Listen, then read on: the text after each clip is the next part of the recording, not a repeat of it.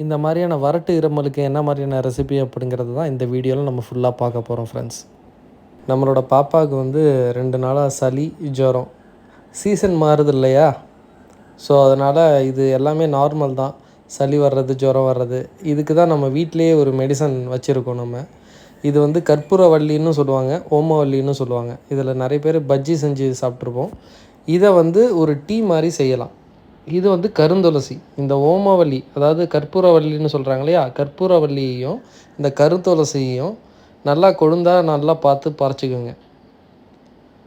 பறிச்சிட்டு நல்லா கழுவிடுங்க.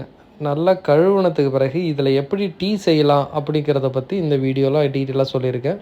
வாங்க வீடியோக்குள்ளே போவோம். நல்லா கழுவுங்க. ஏன்னா அதில் நம்ம ஒரு சில நேரம் வேப்பெண்ணெய் அதெல்லாம் அடிச்சிருப்போம்.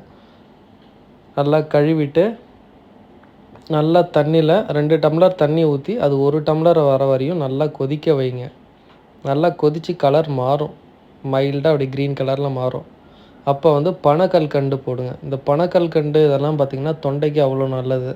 இந்த கரகரப்பு அதெல்லாம் வந்து இல்லாமல் இருக்கும். இந்த பனக்கல்கண்டு சும்மாவே போட்டு சாப்பிட்லாம்.